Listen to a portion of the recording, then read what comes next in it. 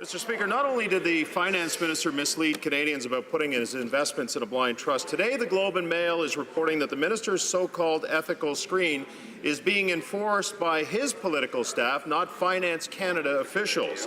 The finance minister keeps saying that Canadians should trust the ethics commissioner, but what he's really telling us to do is trust his Liberal staff. Does the minister expect Canadians to trust a system that's being enforced by someone who was hired by and reports to the minister himself?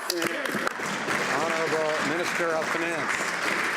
Mr. Speaker, for clarity, the Ethics Commissioner suggested a conflicts of interest screen.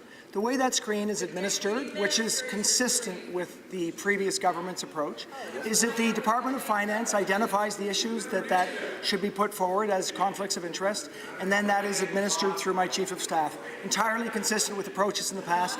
In my estimation, one that's been working and one that will continue to make sure works. The Honourable Member for Barrie Innisfil. Order. It's in fact not at all consistent, Mr. Speaker. He hides behind this so-called ethical screen, but it turns out his political staffer is the only person enforcing it. Really, Mr. Speaker, an ethical screen needs to be enforced by departmental officials, not someone who relies on the minister for employment. This is a complete farce.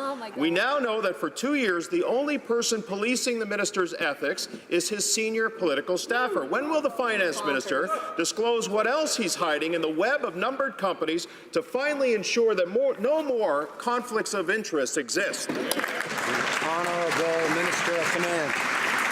Mr. Speaker, I don't know what to say other than the member opposite is flat out wrong.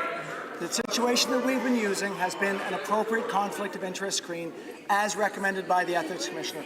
What I've said is we're going to go farther. This is the way that we get confidence from Canadians to continue doing the work that we want to do. The reason we're getting deflected on these sorts of issues is because the members opposite don't want to acknowledge what their constituents are feeling.